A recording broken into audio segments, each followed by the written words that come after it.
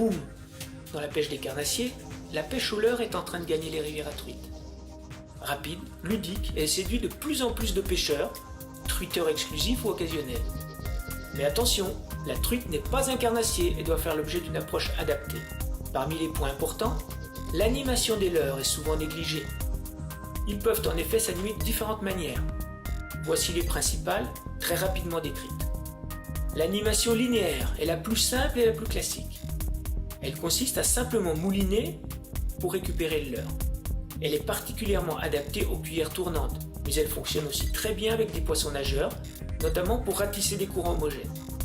Un des points clés de cette animation est la vitesse de récupération, qui doit être modulée en fonction des conditions de pêche. Elle ne doit en outre jamais interrompre la rotation de la palette avec les cuillères tournantes. Le second type est l'animation saccadée, très intéressante avec les poissons nageurs. Elle s'effectue via des coups de sion qui intensifient les signaux du leurre. Selon leur amplitude, elle est plus ou moins agressive. Les coups de sion peuvent simplement agrémenter une récupération globalement linéaire, pour en rompre la monotonie et essayer de déclencher une attaque, ou être donnés à grande fréquence mais avec peu d'amplitude et entrecoupés de pauses, ce qui donne une animation très efficace auprès des truites agressives. Le dernier type d'animation peut être qualifié de laisser-faire.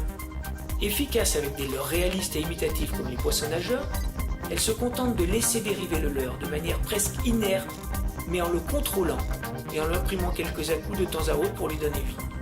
Cette animation minimaliste et naturelle peut être la clé auprès de truites très éduquées ou peu agressives.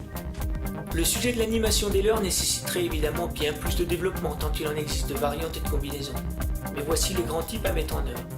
Reste ensuite à savoir quand et dans quelles conditions les utiliser, mais ça c'est une autre histoire.